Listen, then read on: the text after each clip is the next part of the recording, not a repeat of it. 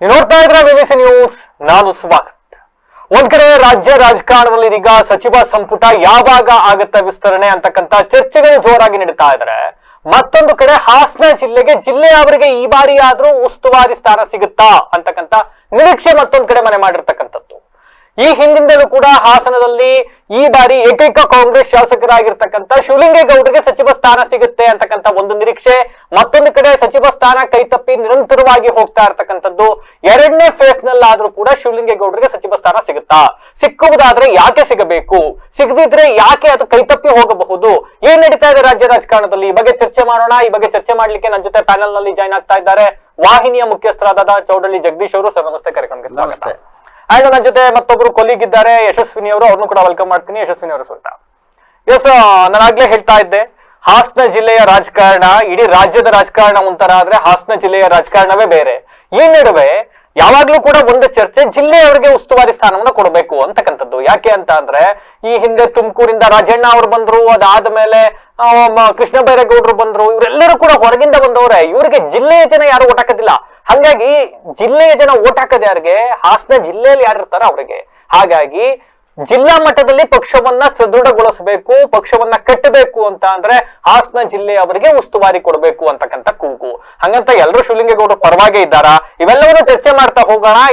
ಮೊದಲು ಜಗದೀಶ್ ಚೌಡಳ್ಳಿ ಸರ್ ಜೊತೆ ಮಾತನಾಡ್ತಾ ಹೋಗ್ತೀನಿ. ಅವ್ರ ಈ ಬಗ್ಗೆ ಏನ್ ಹೇಳ್ತಾರೆ ನೋಡೋಣ. ಸರ್, ಹಾಸನ ಜಿಲ್ಲೆಯವರೇ ಆದಂತಹ ಶಿವಲಿಂಗೇಗೌಡರಿಗೆ ಉಸ್ತುವಾರಿ ಸ್ಥಾನ ಕೊಡಬೇಕು ಅಂತಕ್ಕಂಥ ಒಂದು ಕೂಗು, ಮತ್ತೊಂದು ಕಡೆ ತೆರೆಮರೆಯಲ್ಲಿ ಅವರಿಗೆ ಉಸ್ತುವಾರಿ ಸ್ಥಾನವನ್ನ ತಪ್ಪಿಸ್ಬೇಕು ಅಂತಕ್ಕಂಥದ್ದು ಒಂದು ಚರ್ಚೆಗಳು ಒಂದಿಷ್ಟು ನಡೀತಾ ಇದ್ದಾವೆ. ಈ ಬಗ್ಗೆ ಮಾತನಾಡ್ತಾ ಹೋದ್ರೆ ನಿಮ್ ಪ್ರಕಾರ ಈ ಬಾರಿ ಅದು ಹಾಸನ ಜಿಲ್ಲೆಯವರಿಗೆ ಉಸ್ತುವಾರಿ ಸ್ಥಾನ ಸಿಗಬಹುದಾ, ಸಿಕ್ಕುವುದಾದ್ರೆ ಯಾಕೆ ಸಿಗಬೇಕು? ಹಾಸನ ಜಿಲ್ಲೆಯ ಜನತೆ ಶಿವಲಿಂಗೇಗೌಡರು 3 ಬಾರಿ ಗೆದ್ದಿರೋದ್ರಿಂದ ಅವರಿಗೆ ಸಿಕ್ಕೇ ಸಿಗುತ್ತೆ ಅನ್ನೋ ನಿರೀಕ್ಷೆಯಲ್ಲಿದ್ದಾರೆ. ಆದರೆ ರಾಜಕೀಯ ವಲಯದಲ್ಲಿ ಅವ್ರನ್ನ ಕಾಲಿಡಿದು ಎಳಿತಕ್ಕಂಥ ನಾಯಕರುಗಳೇ ಜಾಸ್ತಿ ಇದ್ದಾರೆ. ಕಾರಣ ಇಷ್ಟೇ, ಹಾಸನ ಜಿಲ್ಲೆ ರಾಜಕೀಯ ಒಂದು ಪಾಠಶಾಲೆ. ಇಲ್ಲಿ ನಾಯಕತ್ವಕ್ಕಾಗಿ ಹಲವಾರು ದಶಕಗಳಿಂದ ಇಲ್ಲಿ ದೊಡ್ಡ ದೊಡ್ಡ ಹೋರಾಟಗಳು ನಡೆದಿದ್ದಾವೆ. ಏನೇ ಒಟ್ಟಾಗಿದ್ರೂ ಸಹ ಕಾಲಿಡ್ದು ಎಳಿತಕ್ಕಂತಹ ಸ್ವಪಕ್ಷೀಯರ ಒಂದು ದಂಡು ಶಿವಲಿಂಗೇಗೌಡರಿಗೆ ಎದುರಾಗ್ಬೋದು. ಕಾರಣ ಇಷ್ಟೇ, ಹಾಸನ ಜಿಲ್ಲೆಯ ನಾಯಕತ್ವವನ್ನು ಬಿ ಶಿವರಾಮ್ ಒಂದು ಬಾರಿ ವಹಿಸಿ ಇಡೀ ಜಿಲ್ಲೆಯನ್ನು ಸಂಘಟಿಸಿದ್ರು. ಅಂಥ ಒಂದು ಸಂಘಟಕರಾಗಿ ಹೊರಹೊಮ್ಮಿರ್ತಕ್ಕಂಥ ಹಳ್ಳಿ ಸೊಗಡಿನ ಭಾಷೆಯಲ್ಲಿ ಆಕರ್ಷಣೆಯಾಗಿ ಕಾಣ್ತಕ್ಕಂಥ ಶಿವಲಿಂಗೇಗೌಡರು ಸಿದ್ದರಾಮಯ್ಯನವರ ಅನುಯಾಯಿಯಾಗಿ JDS ಅನ್ನು ತೊರೆದು ಕಾಂಗ್ರೆಸ್ಸಿಗೆ ಸೇರಿದಾಗ ಅವರು ಕುರುಬ ಕಮ್ಯುನಿಟಿ ಮತ್ತು ಲಿಂಗಾಯತ ಕಮಿಟಿನ, ಯಾಕೆ ಅಂತ ಅಂದರೆ ಇವರು ಯಡಿಯೂರಪ್ಪನಿಂದಲೂ ಅನುದಾನ ತಗೊಂಡ್ರು, ಈ ಕಡೆ ಕುಮಾರಸ್ವಾಮಿಯಿಂದಲೂ ಅನುದಾನ ತಗೊಂಡು ಕ್ಷೇತ್ರವನ್ನು ಒಂದು ಒಳ್ಳೆಯ ಅಭಿವೃದ್ಧಿಯನ್ನು ಮಾಡುವ ನಿಟ್ಟಿನಲ್ಲಿ ಕುಡಿಯೋಕ್ಕೆ ನೀರಿಲ್ಲದಂತಹ ಸಂದರ್ಭದಲ್ಲಿ ಕುಡಿಯೋ ನೀರನ್ನು ಕೊಟ್ಟಂತಹ ಶಿವಲಿಂಗೇಗೌಡರಿಗೆ ಕ್ಷೇತ್ರದ ಮತದಾರರು ಪಾರ್ಟಿ ಬದಲಾವಣೆ ಮಾಡಿದ್ರು ಸಹ ಕೈ ಹಿಡಿದಿದ್ರು. ಆದರೆ ಇತ್ತೀಚಿನ ವಿದ್ಯಮಾನಗಳ ಪ್ರಕಾರ ಕುರುಬ ಕಮ್ಯುನಿಟಿ ಅರಸೀಕೆರೆಯಲ್ಲಿ ಅವರಿಗೆ ಯಥೇಚ್ಛವಾಗಿ ವಿರೋಧವನ್ನು ವ್ಯಕ್ತಪಡಿಸ್ತಾ ಬಂದಿದೆ. ಆ ಒಂದು ಕಾರಣದಿಂದ ಇನ್ನೊಂದು ಬಿ ಶಿವರಾಮ್ ಅವ್ರಿಗೂ ಮಂತ್ರಿ ಮಾಡಲೇಬೇಕು, ಅವ್ರಿಗೂ ಸಹ MLCನೋ ಅಥವಾ ಮುಂದೆ ಬರುವಂಥ ಎಲೆಕ್ಷನ್ನಲ್ಲಿ ಯಾವುದಾದ್ರೂ ಒಂದು ಹುದ್ದೆ ನಿಗಮ ಮಂಡಳಿ ಕೊಟ್ಟು ಜಿಲ್ಲೆಯನ್ನು ಸಂಘಟಿಸ್ತಕ್ಕಂಥ ಒಂದು ಶಕ್ತಿ ನಡೀತಾ ಇದೆ. ಹೇಳಿ ಕೇಳಿ ಶಿವಲಿಂಗೇಗೌಡರು ಈಗ DK ಸುರೇಶ್ ಮುಖಾಂತರ DK ಶಿವಕುಮಾರ್ ಅವ್ರನ್ನ ಮುಖ್ಯಮಂತ್ರಿಗಳ ಮೇಲೆ ಒತ್ತಡ ಹಾಕ್ತಕ್ಕಂತಹ ಈ ದೇವರುಗಳಿಗೆ ಪೂಜೆ ಮಾಡ್ತಕ್ಕಂಥದ್ದು ಇರ್ಬೋದು, ಅಥವಾ ಆ ಪಾರ್ಟಿಯ ಸಂಘಟಕರಿಂದ ಇರ್ಬೋದು, ಸಂಸದರು ಅವರಿಗೆ ಸಂಪೂರ್ಣ ಮಾರ್ಕ್ಸನ್ನು ಕೊಟ್ಟಿದ್ದಾರೆ.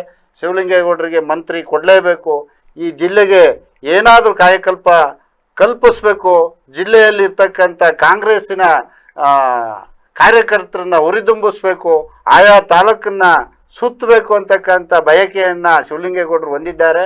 ಆ ಕಾರಣದಿಂದಲೇ ವಿಧಾನಸಭೆಯಲ್ಲಿ ಅವರು ಮುಜುಗರಕ್ಕೆ ಒಳಗಾದರೂ ಪರವಾಗಿಲ್ಲ, ಅವರ ಭಾಷೆಯಲ್ಲಿ ಜನನ ಆಕರ್ಷಣೀಯವಾಗಿ ಮಾತನಾಡಿ ಈ ಒಂದು ಅರಸೀಕೆರೆ ಕ್ಷೇತ್ರದಿಂದ ಹಾಸನ ಜಿಲ್ಲೆಗೆ ನಾನು ಮಂತ್ರಿ ಆದರೆ ಈ ಶ್ರೀಕಂಠಯ್ಯನವ್ರ ದಿವಂಗತ ಶ್ರೀಕಂಠಯ್ಯನವ್ರ ಸ್ಥಾನ ಆಗಿರ್ಬೋದು, G ಪುಟ್ಟಸ್ವಾಮಿಗೌಡರ ಸ್ಥಾನವನ್ನಾಗಿರ್ಬೋದು, ಹೇಳಿ ಕೇಳಿ ಕಾಂಗ್ರೆಸ್ಸಿನ ಭದ್ರಕೋಟೆ ಆಗಿದ್ದಂಥ ಹಾಸನ ಜಿಲ್ಲೆಯನ್ನು ಹಲವಾರು ದಶಕಗಳಿಂದ ದೇವೇಗೌಡರು ಮುಂಚೂಣಿಯಲ್ಲಿ ಬಂದ ಮೇಲೆ HD ರೇವಣ್ಣನವರು ಅದರ ಸಾರಥ್ಯವನ್ನು ವಹಿಸಿ ಜಿಲ್ಲೆಯ ಅಭಿವೃದ್ಧಿ ಪದದತ್ತ ಕೊಂಡೊಯ್ದಿರೋದನ್ನು ಅವರು ಮನಸಾರೆ ಕಂಡಿದ್ದಾರೆ, ಅವರ ಜೊತೆ ಕೆಲಸ ಮಾಡಿದ್ದಾರೆ. ಆ ನಿಟ್ಟಿನಲ್ಲಿ ಅವರು ಡಿ ಕೆ ಶಿವಕುಮಾರ್ ಮೇಲೆ ಒತ್ತಡ ಹಾಕೋ ಮುಖಾಂತರ ಮುಖ್ಯಮಂತ್ರಿಗಳನ್ನ ಮನವೊಲಿಸಿ ಮಂತ್ರಿ ಆಗಬೇಕು ಅಂತೇಳಿ ಹೈಕಮಾಂಡ್ಗೆ ಒಂದು ನಿಯೋಗನೂ ಸಹ ಕಳಿಸಿದ್ದಾರೆ ಅಂತಕ್ಕಂಥ ಮಾತಿದೆ. ಸರ್, ನೀವು ಹೇಳೋ ಹಾಗೆ ನಮ್ಮ ಜಿಲ್ಲೆಯಲ್ಲಿ ಜನರ ಬೆಂಬಲ ಇದೆ ಅಂತ ಹೇಳ್ತಾ ಇದ್ದೀರಾ. ಆದ್ರೆ ರಾಜ್ಯದಲ್ಲಿ ಇವಾಗ ಮುಖ್ಯಮಂತ್ರಿ ಆಗಿರೋದು ಯಾರಂತ ನಮ್ಗೆಲ್ಲ ಗೊತ್ತಿದೆ. ಸೊ ಅವರು ನಮ್ಮ ಶಿವಲಿಂಗೇಗೌಡರವ್ರಿಗೆ ಬೆಂಬಲ ನೀಡ್ತಾರ? ಸಚಿವ ಸಂಪುಟ ಸ್ಥಾನ ಅವ್ರಿಗೆ ಕೊಡೋ ಮನಸ್ ಮಾಡ್ತಾರ? ಅಲ್ಲ, ಇದು ಒಂದು ಕಡೆ ಜಿಲ್ಲೆಯ ಏಕೈಕ ಕಾಂಗ್ರೆಸ್ ಶಾಸಕರಾಗಿರೋದ್ರಿಂದ ಇಡೀ ಎಲ್ಲ ಕಾಂಗ್ರೆಸ್ ವಲಯದಲ್ಲಿ ಶಿವಲಿಂಗೇಗೌಡರಿಗೆ ಕೊಡ್ತಾರೆ ಅಂತಕ್ಕಂಥ ಮಾತಿದೆ. ಆದರೆ ಡಿ ಕೆ ಶಿವಕುಮಾರ್ ಏನು ಅವರ ಸುಮಾರು ವರ್ಷಗಳ ಒಂದು ಫಲದಿಂದ ಅವರು ಮುಖ್ಯಮಂತ್ರಿ ಆಗಿದ್ದಾರೆ. ಪಾರ್ಟಿಯನ್ನು ಕಟ್ಟಿ ದೊಡ್ಡ ಕಾರ್ಯಕರ್ತರ ಪಡೆಯನ್ನು ಹುಟ್ಟಾಕಿ MLA 135 MLAಗಳನ್ನು ಗೆಲ್ಲಿಸ್ಕೊಂಡು ಆದರೂ ಸಹ ಅವರು ಮುಖ್ಯಮಂತ್ರಿ ಆಗಲಿಕ್ಕೆ 3 ವರ್ಷ ಕಾಯಬೇಕಾಗಿ ಬಂತು. ಆ ಒಂದು ನೇತೃತ್ವದಲ್ಲಿದ್ದಂಥ ಸಿದ್ದರಾಮಯ್ಯನವ್ರನ್ನ, ಮಾಜಿ ಮುಖ್ಯಮಂತ್ರಿಗಳಾದ ಸಿದ್ದರಾಮಯ್ಯನವರ ಅನುಯಾಯಿಯಾಗಿ ಶಿವಲಿಂಗೇಗೌಡರು ಡಿ ಕೆ ಶಿವಕುಮಾರ್ ವಿರುದ್ಧವೇ ಓಟದ ಹಾಕಿದ್ದಂಥ ದಿನಮಾನಗಳಿದ್ದಾವೆ. ಅದೇನಾದರೂ ಡಿ ಕೆ ಶಿವಕುಮಾರ್ ಮನಸ್ಸಿಗೆ ತಗೊಂಡ್ರೆ ಇವರಿಗೆ ಕಡಾಖಂಡಿತವಾಗಿ ಮಂತ್ರಿ ಸಿಗೋದಿಲ್ಲ ಅಂತಕ್ಕಂಥ ವಾದ ಮಾಡ್ತಕ್ಕಂಥ ಜನರು ಸಹ ಕಾಂಗ್ರೆಸ್ನಲ್ಲೇ ಇದ್ದಾರೆ. ಯಾಕೆ ಅಂತ ಅಂದರೆ ಗೆದ್ದೆತ್ತಿನ ಬಾಲ ಹಿಡಿತಕ್ಕಂಥ ಪ್ರವೃತ್ತಿಯನ್ನು ಹೊಂದಿದ್ದಾರೆ ಅಂತಕ್ಕಂಥದ್ದನ್ನು ಕಾಂಗ್ರೆಸ್ನಲ್ಲಿರ್ತಕ್ಕಂಥ ಹಿರಿಯ ನಾಯಕರೇ ಚುಚ್ಚು ಮಾತುಗಳನ್ನು ಮಾತಾಡಿರೋದನ್ನು ನಾವು ಕೇಳಿದ್ದೀವಿ. ಆ ಕಾರಣದಿಂದ ಅವರಿಗೆ ಕೊಡ್ಲೂಬಹುದು, ಕೊಡದೇನೂ ಇರ್ಬೋದು. ಯಾಕೆ ಅಂದರೆ ಡಿ ಕೆ ಶಿವಕುಮಾರ್ ಪಾರ್ಟಿಯ ಬಂಟ. ಆದ್ದರಿಂದ ಆ ಪಾರ್ಟಿ ದೃಷ್ಟಿಯಿಂದ ನೋಡ್ಕೊಂಡಾಗ ಕೊಡ್ತಕ್ಕಂಥ ಒಂದು ಲಕ್ಷಣ ಹೆಚ್ಚಿದೆ. ಅಥವಾ ಜಿದ್ದಿಗೆ ಬಿದ್ದು ಮುಂದಿನ ಬಾರಿ ಅವ್ರದ್ದೇ ಸರ್ಕಾರ ಮತ್ತೆ ಬರಬೇಕು ಅಂತಕ್ಕಂಥ ಮನಸ್ಥಿತಿಯಲ್ಲಿದ್ದರೆ ಬಿ ಶಿವರಾಮ್ ಅವ್ರನ್ನ ಅವ್ರು ಗುರುತಿಸೋದು ಹೆಚ್ಚಿಗೆ ಕಾಣ್ತದೆ. ಕಾರಣ ಇಷ್ಟೇ, ಬಿ ಶಿವರಾಮ್ ಅವರ ಅಳಿಯ ಸಚಿನ್ ನಾರಾಯಣ್ ಅವರು ಅವರ ಬಿಸ್ನೆಸ್ ಪಾರ್ಟ್ನರ್, ಅಂದರೆ ಅವರ ಮನೆಯ ಅಂಗಳದಲ್ಲಿ ಓಡಾಡ್ತಕ್ಕಂಥ ನೀಲಿ ಕಣ್ಣಿನ ಹುಡುಗ. ಆ ಒಂದು ದೃಷ್ಟಿಯಲ್ಲಿ ಶಿವರಾಮ್ ಅವರು ಈ ಶ್ರೀಕಂಠಯ್ಯನವ್ರ ವಿರೋಧಿಯಾಗಿ, ಪುಟ್ಟಸ್ವಾಮಿಗೌಡರ ವಿರೋಧಿಯಾಗಿ ಹಾಸನದಲ್ಲಿ 3ನೇ ಬಣವನ್ನು ಹುಟ್ಟಾಕಿದ್ದಂತಹ ಗಟ್ಟಿಯ ಕಾಂಗ್ರೆಸ್ಸಿಗ. ಅವರು ಯಾವುದೇ ಜನರ ಕೆಲಸವನ್ನು ಯಾರನ್ನು ಮನೆ ಬಾಗಿಲಿಗೆ ಬರೆದ ರೀತಿಯಲ್ಲಿ ಅವರ ಕಾರ್ನಲ್ಲಿ ಅವರ ಅಹವಾಲುಗಳನ್ನು ತಗೊಂಡೋಗಿ ವಿಧಾನಸೌಧದಲ್ಲಿ ಕೆಲಸ ಮಾಡಿಕೊಟ್ಟು ಹೆಸರಾಗಿದ್ದಂಥವರು, ಅಂಥವ್ರನ್ನ JDS ಪಾಳ್ಯದಿಂದ ನಿಲ್ಲಿಸಿ ಖಾಲಿ ಎಲ್ಲೋ ಇದ್ದಂಥ ಶಿವಲಿಂಗೇಗೌಡರನ್ನ ತಗೊಬಂದು MLA ಮಾಡಿ ಮನೆಯನ್ನು ಕಟ್ಟಿ ಗಟ್ಟಿ ಮಾಡಿದಂಥ ಸಂದರ್ಭದಲ್ಲಿ ಇವರು ಆ ಮನೆಯನ್ನು ಬಿಟ್ಟು ಹೊರ ಹೋಗಿ ಅಲ್ಲಿ ಕಾಂಗ್ರೆಸ್ಸಿನ ಶಕ್ತಿಯೊಂದಿಗೆ ಏನು ಸಿದ್ದರಾಮಯ್ಯನವರ ಒಂದು ನೇತೃತ್ವದಲ್ಲಿ ಅವರು ಗೆದ್ದು ಬರ್ತಾರೆ. ಆ ಒಂದು ಏನಾದರೂ ಮುಖ್ಯಮಂತ್ರಿಗಳು ತಲೆಯಲ್ಲಿ ಇಟ್ಕೊಂಡ್ರೆ ಕಡಾಖಂಡಿತವಾಗಲಿ ಅವ್ರಿಗೆ ಮಂತ್ರಿ ಸ್ಥಾನ ಸಿಗೋದಿಲ್ಲ. ಮಂತ್ರಿ ಯಾಕೆ ಆಗಬೇಕು? ಆಮೇಲೆ ಇನ್ನೊಂದು ಸ್ವಾಗತ ಹೇಳ್ದಂಗೆ ಹಾಸನ ಜಿಲ್ಲೆ ಶ್ರೀಕಂಠಯ್ಯನವರು ಮತ್ತು ಕಾಂತರಾಜ್ಪುರ ಅವರ ಶಿವಪ್ಪನವರ ಒಂದು ಗರಡಿಯಲ್ಲಿ ಕಾಂಗ್ರೆಸ್ಸು ಇಡೀ ಜಿಲ್ಲೆಯನ್ನು ಆವರಿಸ್ಕೊಂಡಿತ್ತು. ಅಂಥ ಒಂದು ಕಾರ್ಯಕರ್ತರ ಪಡೆ, ಆ ಒಂದು ಗುಣ, ಕಾರ್ಯಕರ್ತರು ಭಾಳಷ್ಟು ಕಾಂಗ್ರೆಸ್ಸಿಗರಿದ್ದಾರೆ. ಈ ಜಿಲ್ಲೆಯಲ್ಲಿ ಸಮರ್ಥವಾಗಿ ಕಾಂಗ್ರೆಸ್ಸನ್ನು ಕೊಂಡೊಯ್ತೀವಿ, ಕಾರ್ಯಕರ್ತರನ್ನ ಉರಿದುಂಬಿಸ್ತೀವಿ, ನಾವು 7ಕ್ಕೆ 7 ಗೆಲ್ತೀವಿ ಅಂತಕ್ಕಂಥ ಒಂದು ಧೈರ್ಯದ ಮಾತನಾಡ್ತಕ್ಕಂಥ ಯಾವೊಬ್ಬ ನಾಯಕ ಕಾಂಗ್ರೆಸ್ನಲ್ಲಿ ಹಾಸನ ಜಿಲ್ಲೆಯಲ್ಲಿ ಇಲ್ಲ ಅಂತಕ್ಕಂಥ ಕೊರಗು ಬಹುತೇಕ ಕಾಂಗ್ರೆಸ್ಸಿಗರಲ್ಲಿ ಬಂದಿರೋದ್ರಿಂದ ಕಾರಣ ಅದರ ಲಾಭವನ್ನು JDS ಪಡೆದು ಸುಮಾರು ದಶಕಗಳ ಕಾಲ ಅಧಿಕಾರದ ಒಂದು ಋಣವನ್ನು ತೀರಿಸಿ ಈ ಜಿಲ್ಲೆಯ ಜನತೆಗೆ ಅಭಿವೃದ್ಧಿ ಪಥದತ್ತ ಕೊಂಡೊಯ್ದಂಥ ಸಂದರ್ಭದಲ್ಲೂ ಸಹ ಇತ್ತೀಚೆಗೆ ಕೆಲವು ವಿದ್ಯಮಾನಗಳಿಂದ ಅದರ ಲಾಭವನ್ನು ಪಡಿತಕ್ಕಂಥ ಒಂದು ಚಾಣಕ್ಷತನವನ್ನು ತೋರ್ತಕ್ಕಂಥ ಶಿವಲಿಂಗೇಗೌಡರಿಗೆ ಬೆಂಬಲವಾಗಿರ್ತಕ್ಕಂಥ ಸಂಸದ ಶ್ರೇಯಸ್ ಪಟೇಲ್ ಅವರ ನಾಯಕತ್ವದಲ್ಲಿ ಏನಾದರೂ ಶಿವಲಿಂಗೇಗೌಡರಿಗೆ ಕೊಡ್ತಕ್ಕಂಥ ಲಕ್ಷಣವೂ ಸಹ ಕಾಣ್ತಾ ಇದೆ. ಆಮೇಲೆ ಯಶಸ್ವಿನಿ ಅವ್ರು ಕೇಳ್ದೋ ತರ ಏನಾಗಿತ್ತು, ಇಲ್ಲಿ ಸಿದ್ದರಾಮಯ್ಯ ಬಣ ಒಂದು, ಡಿ ಕೆ ಶಿವಕುಮಾರ್ ಬಣ ಒಂದು ಅಂತ ನಾವು ಚರ್ಚೆ ಮಾಡ್ತಾ ಹೊರಟಾಗ ಸದ್ಯ ಹಾಸನ ಜಿಲ್ಲೆಯಲ್ಲಿ ಆಳೂರಿಗೆ ಉಳ್ದವರೇ ಗೌಡ್ರು ಅನ್ನೋ ತರ ಈಗ ಇರೋದು ಒಂದೇ ಆಪ್ಷನ್ ನಮ್ಮ ಹತ್ರ. ಈಗ ಸಿದ್ದರಾಮಯ್ಯ ಬಣದವ್ರ ಒಬ್ರು ಶಾಸಕರು, ಡಿ ಕೆ ಶಿವಕುಮಾರ್ ಬಣದವ್ರ ಒಬ್ರು ಶಾಸಕರಿದ್ದಾಗ ಇವ್ರಿಗೆ ಕೊಡ್ತಾರ ಅವ್ರಿಗೆ ಕೊಡ್ತಾರ ಅನ್ನೋ ಚರ್ಚೆ ಇತ್ತು. ಈಗ ನಮ್ ತಿರೋದು ಒಬ್ಬರೇ ಶಾಸಕರು, ನೀವು ಆ ಬಂಡರಾಗ್ಲಿ ಈ ಬಂಡರಾಗ್ಲಿ ಯಾರಿಗ್ ಕೊಡ್ಬೇಕು ಜಿಲ್ಲೆಗೆ ಅಂತ ಹೊರಟಾಗ ಇರೋದು ಏಕೈಕ ಆಪ್ಷನ್ ಶಿವಲಿಂಗೇಗೌಡರು. ಹಂಗಾಗಿ ಆ ಕೋಟದಲ್ಲಿ ಅಡಿ ಆದ್ರೂ ಶಿವಲಿಂಗೇಗೌಡರಿಗೆ ಎಲ್ಲ ಒಂದು ಸ್ಥಳೀಯರಿಗೆಲ್ಲ ಆ ಒಂದು ಮನಸ್ಥಿತಿ ಇದ್ದಿದ್ರೆ ಇತ್ತೀಚೆಗೆ ಕೃಷ್ಣ ಬೈರೇಗೌಡರನ್ನ ಹಾಸನ ಜಿಲ್ಲಾ ಉಸ್ತುವಾರಿ ಮಂತ್ರಿಗಳಾಗಿ ಹಾಕ್ತಾ ಇರಲಿಲ್ಲ. ಇದು ಒಳ ಏಟು. ಕಾರಣ ಏನಂದ್ರೆ ಈಗ ಶಿವಲಿಂಗೇಗೌಡರು ಮುನ್ನೆಲೆಗೆ ಬಂದಿದ್ದಾರೆ. ಸಿದ್ದರಾಮಯ್ಯನವರು ಹಲವಾರು ಬಾರಿ ಅವ್ರನ್ನ ನಾನು ಮಂತ್ರಿ ಮಾಡಿಯೇ ತೀರ್ತೀನಿ ಅಂತ ಹೇಳಿ ಅವರ ಅಧಿಕಾರವನ್ನ ಮುಖ್ಯಮಂತ್ರಿ ಶಿವಕುಮಾರ್ ಅವರಿಗೆ ಬಿಟ್ಕೊಟ್ರು. ಆದರೆ ಶಿವಲಿಂಗೇಗೌಡರನ್ನ ಮಂತ್ರಿ ಮಾಡದಲ್ಲೇ ಸಿದ್ದರಾಮಯ್ಯನವರು ನಿರ್ಗಮಿಸಿದ್ರು. ಈಗ ಸಿದ್ದರಾಮಯ್ಯನವರು AICCನಲ್ಲಿ ಒಂದು ಸ್ಥಾನವನ್ನು ಪಡೆದಿದ್ದಾರೆ. ಆ ಮುಖಾಂತರ ಅವರಿಗೆ ಹೈಕಮಾಂಡ್ ಮುಖಾಂತರ ಏನಾದರೂ ಬಲಪ್ರಯೋಗ ಮಾಡಿ ಅವರ ಒಂದು ಶಿಷ್ಯನನ್ನು ಉಳಿಸ್ಕೋಬೇಕು ಅಂತಕ್ಕಂಥ ಒತ್ತಡ ಏರಿದ್ದೆ ಆದರೆ ಶಿವಲಿಂಗೇಗೌಡರಿಗೆ ಒಂದು ಚಾನ್ಸ್ ಒಲ್ದು ಬರ್ಬೋದು. ಸರ್, ಹಾಗಾದ್ರೆ ಮೂಲ ಕಾಂಗ್ರೆಸ್ಸಿಗರು ನಮ್ಮ ಶಿವಲಿಂಗೇಗೌಡರನ್ನ ಒಪ್ಕೊಳ್ತಾರಾ ಸಚಿವರಾಗಿ? ಈಗ ಮೂಲ ಕಾಂಗ್ರೆಸ್ಸಿಗರು ಜನತಾ ಪರಿವಾರದ ಒಂದು ಮುಖಂಡನಾಗಿ ಗುರುತಿಸ್ಕೊಂಡಂಥ ಶಿವಲಿಂಗೇಗೌಡರನ್ನ ಒಪ್ಕೊಳ್ಳೋದು ಕಷ್ಟ ಇದ್ರೂ ಸಹ ಪಾರ್ಟಿಯ ಅಭಿವೃದ್ಧಿಯ ದೃಷ್ಟಿಯಿಂದ ಒಪ್ಕೋತಾರೆ ಅಂತಕ್ಕಂಥದ್ದು ಬಹುತೇಕ ಕಾಂಗ್ರೆಸ್ಸಿಗರ ವಾದ. ಅನಿವಾರ್ಯನೂ ಕೂಡ. ಯಾಕೆಂತಂದ್ರೆ ಈಗ ಸದ್ಯಕ್ಕೆ ಆಪ್ಷನ್ ನಾನು ಆಗ್ಲೇ ಹೇಳ್ದಂಗೆ ಆಪ್ಷನ್ ಇಲ್ವಲ್ಲ. ಈಗ ಒಪ್ಕೊಳಕ್ಕೆ ಅನಿವಾರ್ಯ, ಈಗ ಒಪ್ಕೊಳ್ಳಬೇಕು ಇವ್ರನ್ನ. ಬಟ್ ಶಿವಲಿಂಗೇಗೌಡರಿಗೆ ಒಂದಂತೂ ಈ ಕ್ಷಣಕ್ಕೂ ಕೂಡ ಅಲ್ಲಿ ಅರಸೀಕೆರೆಯಲ್ಲಿದೆ, ಮೂಲ ಕಾಂಗ್ರೆಸ್ಸಿಗರನ್ನ ಎಲ್ಲ ಒಂದ್ ಕಡೆ ಕಡೆಗಣಿಸ್ತಾ ಇದಾರೆ. ಯಾಕೆಂದ್ರೆ ಇವತ್ತವರೆಗೂ ಕೂಡ ಶಿವಲಿಂಗೇಗೌಡರ ಜೊತೆಲಿ ಇಟ್ಕೊಂಡು ಓಡಾಡ್ತಾ ಇರ್ತಕ್ಕಂಥ ಸಮೀವುಲ್ಲಾ ಅವ್ರು ಯಾರು JDS ಅಲ್ಲಿ ಇದ್ದವರು, ಅಲ್ಲಿಂದಲೇ ಅಧ್ಯಕ್ಷರಾಗಿದ್ದವರು. ಬಟ್ ಇವತ್ತಿನ ಕ್ಷಣದವರೆಗೂ ಕೂಡ ಸಮೀವುಲ್ಲಾ ಅವರು ಇದೇ ಶಿವಲಿಂಗೇಗೌಡರು ಹೇಳ್ದಂಗೆ ಕೇಳ್ತಾರೆ. ಸಮೀವುಲ್ಲಂಗೆ ಎಲ್ಲಾ ರೀತಿಯಾದಂತ ಇನ್ಪುಟ್ ಅನ್ನು ಕೊಡೋದು ಇದೇ ಶಿವಲಿಂಗೇಗೌಡ್ರೆ. ಇತ್ತೀಚೆಗೆ ಅರಸೀಕೆರೆನಲ್ಲಿ ಶಿವಲಿಂಗೇಗೌಡರಿಗೆ ಕೆಟ್ಟ ಹೆಸರು ಬರ್ತಕ್ಕಂಥ ಒಂದು ಪ್ರವೃತ್ತಿಯನ್ನ ಸಮೀವುಲ್ಲಾ ಕಡೆಯಿಂದ ಇರ್ಬೋದು, ಈ ಕೆಂಕೆರೆಯ ಕುರ್ಬಾ ಕಮಿಟಿಯ ಒಬ್ಬ ಮುಖಂಡರಿಂದ ಇರ್ಬೋದು. ಇದು ಶಿವಲಿಂಗೇಗೌಡರು ಆಡು ಭಾಷೆಯಲ್ಲಿ ಸ್ವಲ್ಪ ಗತ್ತಾಗಿ ಮಾತನಾಡ್ಲಿಕ್ಕೆ ಹೋಗಿ ಹಳ್ಳಿ ಭಾಷೆಯ ಪದಗಳನ್ನು ಪ್ರಯೋಗ ಮಾಡಿ ಈ ಇಡೀ ಕಾರ್ಯಕರ್ತರು ಅವರ ವಿರುದ್ಧವೇ ಯಾಕೆ ಹಿಂಗೆ ಶಿವಲಿಂಗೇಗೌಡರು ಮಾತನಾಡ್ತಾ ಇದ್ದಾರೆ, ನಾವು ಅವ್ರಿಗೋಸ್ಕರ ದುಡ್ದಿಲ್ವಾ, ಕಾರ್ಯಕರ್ತರಾಗಿ ನಮ್ಮ ಪಾರ್ಟಿಗೆ ಬಂದು ಇವರು ನಮ್ಮ ಮೇಲೆ ದಬ್ಬಾಳಿಕೆ ಮಾಡ್ತೀರಾ ಅಂತಕ್ಕಂಥ ಒಂದು ಕಡೆ ಆದರೆ, ಈ ಬಾರಿ ಶಿವಲಿಂಗೇಗೌಡರಿಗೆ ಮಂತ್ರಿ ತಪ್ಪಿದ್ದೇ ಆದರೆ ಏನು JDSನ NR ಸಂತೋಷ್ ಬಹುದೊಡ್ಡ ಸಂಖ್ಯೆಯಲ್ಲಿ ಕಾರ್ಯಕರ್ತರನ್ನ ಕಟ್ಟಿಕೊಂಡು ಅರಸೀಕೆರೆಯಲ್ಲಿ ಸಂಘಟಿತರಾಗ್ತಾ ಇದ್ದಾರೆ. ಶಿವಲಿಂಗೇಗೌಡರು ಮುಂದೆ ಎಲೆಕ್ಷನ್ನ ಎದುರಿಸೋಕ್ಕಾಗದಂಥ ಸ್ಥಿತಿಯನ್ನು ನಿರ್ಮಾಣ ಮಾಡಬೇಕಾಗ್ತದೆ. ಹಿಂದುಳಿದಂಥ JPN ಜಯಣ್ಣ ಇರ್ಬೋದು, ಸಂತೋಷ್ ಇರ್ಬೋದು, ಲಿಂಗಾಯತ ಕೋಮಿನ ಹಲವಾರು ಮುಖಂಡರು ಕಾಂಗ್ರೆಸ್ನಲ್ಲೂ ಸಹ ನಾನು ಮುಂದು ತಾ ಮುಂದು ಅಂತ ಇದ್ದಾರೆ.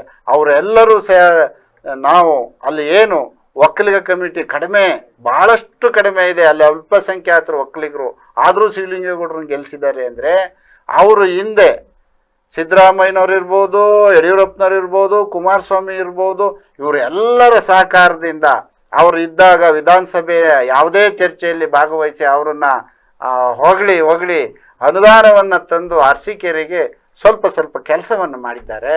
ಆ ಒಂದು ಕೆಲಸ ಮಾಡಿದ ಒಂದು ಪರಿಣಾಮವಾಗಿ ಅವರಿಗೆ ಯಾವುದೇ ಪಾರ್ಟಿ ಚೇಂಜ್ ಮಾಡಿರೋ ಅವ್ರನ್ನ ಗೆಲ್ಲಿಸ್ತಾ ಬಂದಿದ್ದಾರೆ. ಆದರೆ ಪರಿಸ್ಥಿತಿ ಈಗ ಅದು ಇಲ್ಲ, ಬದಲಾಗಿದೆ.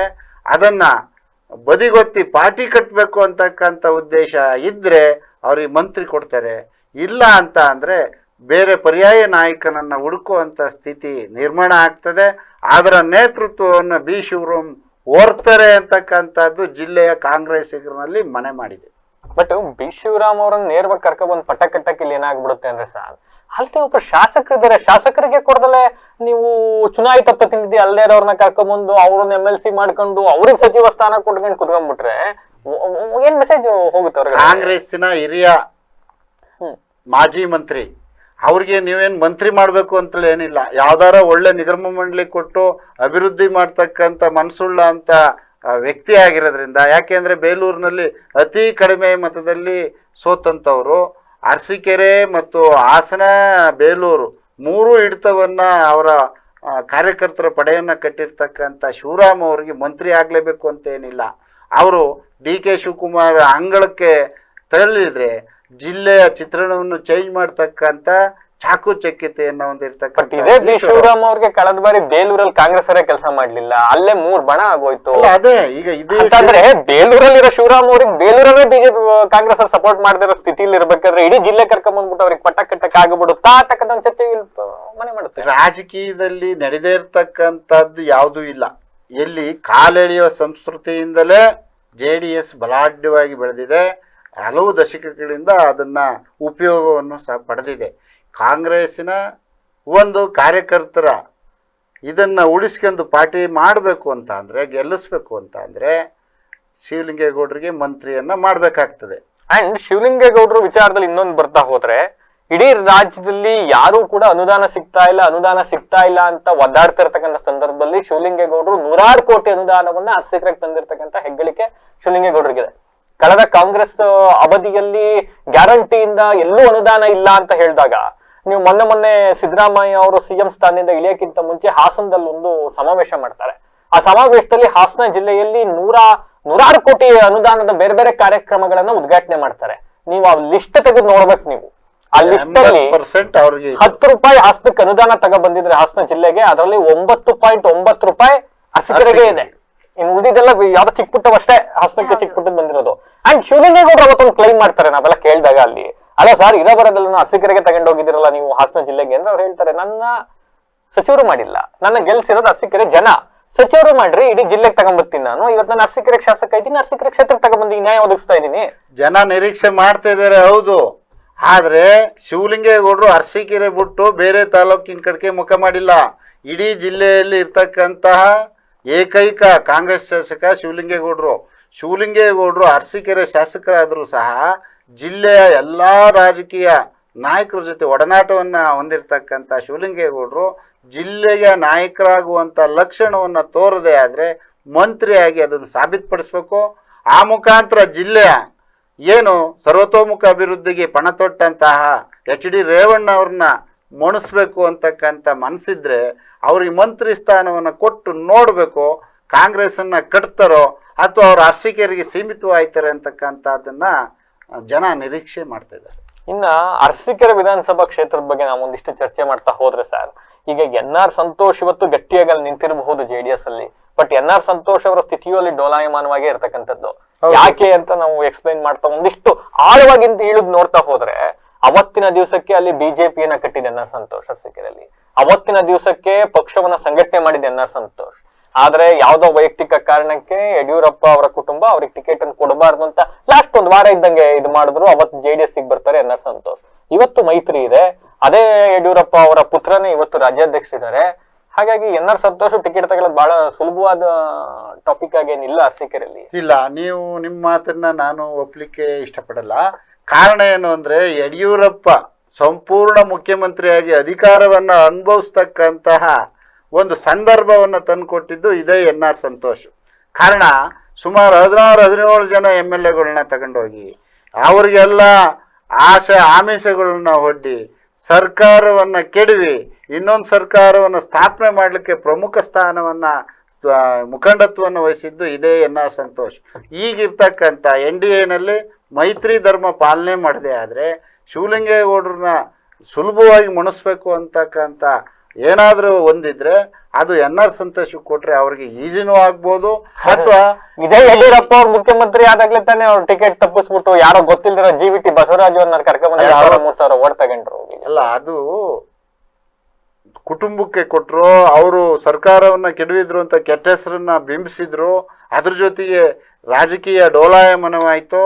ಅದರೊಟ್ಟಿಗೆ ಈಗ ನಮ್ಮ HD ರೇವಣ್ಣನವರು ಅರಸೀಕೆರೆ ಕ್ಷೇತ್ರದತ್ತ ಕಣ್ಣನ್ನು ಹಾಯಿಸ್ತಾ ಇರೋ ಕಾರಣ ಅಲ್ಲಿ ಲಿಂಗಾಯತರು ಮತ್ತು ಹಿಂದುಳಿದವರು ಏನು ಕುರುಬ ಕಮ್ಯುನಿಟಿ ಎಲ್ಲರ ಸಹಕಾರ ನನಗೆ ಸಿಗುತ್ತೆ ಅಂತಕ್ಕಂಥ ನಿರೀಕ್ಷೆಯಲ್ಲಿದ್ದರೆ NR ಸಂತೋಷ್ ತಗೊಳ್ಳುವಂತಹ ನಿರ್ಧಾರದ ಮೇಲೆ ಅರಸೀಕೆರೆ ಮತ್ತೆ ಏನಾದರೂ ಕ್ಷೇತ್ರ ಶಿವಲಿಂಗೇಗೌಡರ ಕಲಿಗೆ ವಾಳುತ್ತಾ ಅಥವಾ ಮೈತ್ರಿ ಧರ್ಮ ಪಾಲನೆ ಆಗಿ NR ಸಂತೋಷಕ್ಕೆ ಕೊಟ್ಟರೆ ಟಫ್ ಫೈಟು ಬರುತ್ತಾ, ಆ ಒಂದು ಕಾರಣಕ್ಕಾದರೂ ಶಿವಲಿಂಗೇಗೌಡರಿಗೆ ಮಂತ್ರಿ ಸ್ಥಾನ ಸಿಕ್ಲಿ, ಈ ಜಿಲ್ಲೆ ಅಭಿವೃದ್ಧಿ ಆಗಲಿ ಅನ್ನೋದು ನನ್ನ ಬಯಕೆ. ಹಾಗೂ ಒಂದ್ ವೇಳೆ ಶಿವಲಿಂಗೇಗೌಡರು ಸಚಿವರಾದ್ರೆ ನಾವು ಜಿಲ್ಲೆ ಜನ ಏನ್ ಆಶಿಸಬಹುದು? ಇಲ್ಲಿ ಅಭಿವೃದ್ಧಿ ಅಂತಕ್ಕಂಥದ್ದು 3 ವರ್ಷದಿಂದ ಮರೀಚಿಕೆ ಆಗಿದೆ.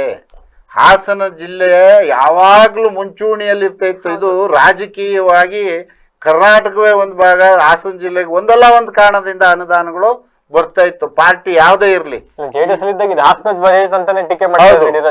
ನೀವು ಕಾಂಗ್ರೆಸ್ JDS ಇದ್ದಾಗಲೂ ಹಾಸನ ಬಜೆಟ್ ಅಂದ್ರು, BJP JDS ಇದ್ದಾಗಲೂ ಹಾಸನ ಬಜೆಟ್ ಅಂತ ಕರೆದ್ರು. ಅಂಥ ಒಂದು ಗಟ್ಟಿಯ ಒಂದು ನಿಲುವನ್ನು ತಾಳ್ತಾ ಇದ್ದಂಥ JDSಗೆ ಈ ಸಿದ್ದರಾಮಯ್ಯನವ್ರು ಬಂದ ಮೇಲೆ ಬಹಳ ಹೊಡೆತ ಬಿದ್ದಿದೆ. ಆದರೆ ಇಲ್ಲಿರ್ತಕ್ಕಂಥ ಹಾಸನ ಜಿಲ್ಲೆಯ ಜನ ಸಿದ್ದರಾಮಯ್ಯರ ಮೇಲೆ ಬಹಳ ನಿರೀಕ್ಷೆಯನ್ನು ಇಟ್ಟಿದ್ರು. ಸಿದ್ದರಾಮಯ್ಯನವರ ಸರ್ಕಾರದಲ್ಲಿ ಹಾಸನಕ್ಕೆ ಅನುದಾನನೇ ಬರಲಿಲ್ಲ. ಅಂಥ ಸಂದರ್ಭದಲ್ಲಿ ಶಿವಲಿಂಗೇಗೌಡರು ಅಲ್ಪ ಸ್ವಲ್ಪ ಬಂದು ಅರಸೀಕೆರೆಗೆ ತಂದು ಮಾಡಿದ್ದಾರೆ. ಆದರೆ ಈ ಶಿವಲಿಂಗೇಗೌಡರಿಗೆ ಅಭಿವೃದ್ಧಿಯ ಅಧಿಕಾರನ ಜೊತೆ ಭಾಳಷ್ಟು ದಿವಸ ನಿಕಟಪೂರ್ವ ಸಂಪರ್ಕವನ್ನು ಹೊಂದಿರೋದ್ರಿಂದ ಅವರು ನಾನು ರೇವಣ್ಣಂಗೆ ಯಾಕೆ ಮಾಡಬಾರ್ದು, ನಾನು B. ಶಿವರಾಮಂಗೆ ಯಾಕೆ ಮಾಡಬಾರ್ದು, ಶ್ರೀಕಂಠಯ್ಯನವ್ರು ಪಡೆದಂಥ ಸ್ಥಾನವನ್ನು ನಾನು ಯಾಕೆ ಪಡಿಬಾರ್ದು. ಕಾಂಗ್ರೆಸ್ನಲ್ಲಿ ಶ್ರೀಕಂಠಯ್ಯನವ್ರಿಗೆ ಭಾಳ ದಶಕಗಳ ಕಾಲ ಒಂದು ಗಟ್ಟಿ ನೆಲೆ ಇತ್ತು. ಅವರು ಮುಖ್ಯಮಂತ್ರಿ ಸ್ಥಾನ ಹತ್ತಿರಕ್ಕೆ ಹೋಗಿ ಬಂದಂಥ ಎಡೆಯಿದ್ದವರು. ಅಂಥ ಸ್ಥಾನವನ್ನು ತುಂಬತಕ್ಕಂಥ ಎಲ್ಲ ಲಕ್ಷಣಗಳು ಶಿವಲಿಂಗೇಗೌಡರಿಗೆ ಇದೆ. ಆ ಕಾರಣದಿಂದಲಾದರೂ ಅವರು ಪಾರ್ಟಿಯನ್ನು ಕಟ್ತಾರೆ ಅಂತಕ್ಕಂಥದ್ದು ಜನರ ನಿರೀಕ್ಷೆ. ಅದಕ್ಕೆ ಬೆಂಬಲವಾಗಿ ಸಂಸದರು ನಿಂತಿದ್ದಾರೆ. ಯಾವ್ಯಾವ ತಾಲೂಕಿನಲ್ಲಿ ಅವರಿಗೆ ಬೆಂಬಲ ಸಿಗ್ತದೆ ಅನ್ನೋದು ಅವ್ರ ಮಂತ್ರಿ ಆದಾಗ ಅಷ್ಟೇ ಗೊತ್ತಾಗಬೇಕು.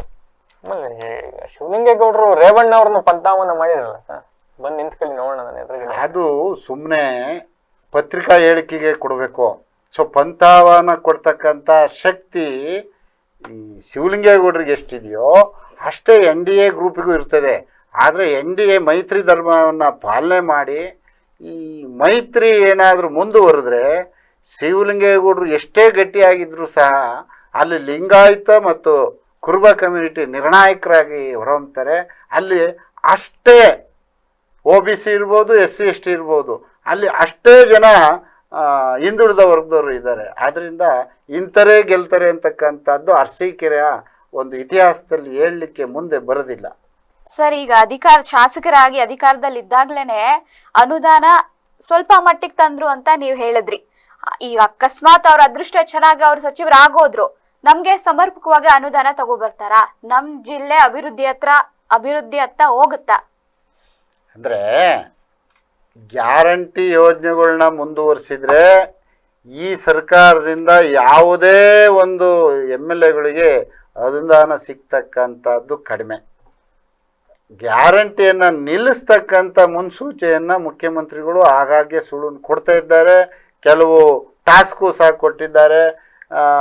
ಅವರ ಒಂದು ಎಲ್ಲ ದಾಖಲಾತಿಗಳನ್ನು ಚೆಕ್ ಮಾಡಿ ಅವರು ಪಡಿತಾ ಇರೋರು ಅರ್ಹರಿದ್ದಾರೋ ಇಲ್ವೋ ಅಂತಕ್ಕಂಥ ಇದನ್ನು ಬಂದಾಗ ತೆಗೆದುಕೊಂಡಂತಹ ಫಲಾನುಭವಿಗಳು ತಿರುಗಿ ಬಿದ್ದರೆ ಮತ್ತೆ ಒತ್ತಡಕ್ಕೆ ಸಿಲುಕಿ ಏನಾದರೂ ಗ್ಯಾರಂಟಿ ಯೋಜನೆಗಳನ್ನ ಮುಂದುವರಿಸಿದರೆ ಯಾವುದೇ ಅಭಿವೃದ್ಧಿ ಮಾಡಲಿಕ್ಕೆ ಆಗೋದಿಲ್ಲ. ಶಿವಲಿಂಗೇಗೌಡರು ಇತಿಶ್ರೀ ಆಡಬೇಕಾಗ್ತದೆ, ಜಿಲ್ಲೆಯ ಕಾಂಗ್ರೆಸ್ ಮತ್ತೆ ಮಲಗಬೇಕಾಗ್ತದೆ ಅಂತಕ್ಕಂಥದ್ದು ಬಹುತೇಕರ ವಾದವಾಗಿದೆ. ಅದು ಫ್ಯಾಕ್ಟ್ ಕೂಡ. ಎಸ್, ಒಟ್ಟಿನಲ್ಲಿ ಹಾಸನ ಜಿಲ್ಲೆಯ ಏಕಮೇವ ಚಕ್ರಾಧಿಪತಿ ಕಾಂಗ್ರೆಸ್ನಲ್ಲಿ ಇವತ್ತು ಶಿವಲಿಂಗೇಗೌಡರು ಇರೋರೊಬ್ಬರೇ ಕಾಂಗ್ರೆಸ್ನ ಶಾಸಕರು. ಹಾಗಾಗಿ ಈ ಬಾರಿ ಪಕ್ಷ ಸಂಘಟನೆ ಮಾಡ್ತಕ್ಕಂಥ ಅನಿವಾರ್ಯ ಕಾಂಗ್ರೆಸ್ಗೂ ಇರ್ತಕ್ಕಂಥದ್ದು. ಒಂದ್ ಕಡೆ ಸಾಕಷ್ಟು JDS ಭದ್ರಕೋಟೆ ಇವತ್ತು ಹಂತವಾಗಿ ಎಲ್ಲ ಒಂದ್ ಕಡೆ ನಾವು ಒಂದ್ ಕಡೆ ಬಿದ್ದು ಹೋಗ್ತಾ ಇರೋದನ್ನ ನೋಡ್ತಾ ಇರ್ತಕ್ಕಂಥ ಸಂದರ್ಭದಲ್ಲಿ ಟೇಕ್ ಆಫ್ ಆಗಕ್ಕೆ ಇದು ರೈಟ್ ಟೈಮ್. ಹಾಗಾಗಿ ಈ ರೈಟ್ ಟೈಮ್ ನ ಕಾಂಗ್ರೆಸ್ ಹೈಕಮಾಂಡ್ ಬಳಸ್ಕೊಳುತ್ತಾ ಶಿವಲಿಂಗೇಗೌಡರಿಗೆ ಸಚಿವ ಸ್ಥಾನ ಸಿಗುತ್ತಾ? ಸಚಿವ ಸ್ಥಾನ ಸಿಕ್ಕರೂ ಕೂಡ ಸೂಕ್ತ ಅನುದಾನಗಳು ಶಿವಲಿಂಗೇಗೌಡರಿಗೆ ಸಿಗುತ್ತಾ? ಜಿಲ್ಲೆಯನ್ನ ಮುನ್ನಡೆಸಲಿಕ್ಕೆ ಆಗ್ತದ? ಇವೆಲ್ಲವನ್ನು ಕೂಡ ಮುಂದಿನ ದಿವಸದಲ್ಲಿ ಕಾದು ನೋಡೋಣ ಅಂತ ಹೇಳ್ತಾ ಇದಾಗಿತ್ತು ಹೊತ್ತಿನ ವಿಶೇಷ. ನಿರಂತರ ಸುದ್ದಿಗಾಗಿ ನೋಡ್ತಾ BBC TV ಸತತ ಕಡೆ ನಮನ.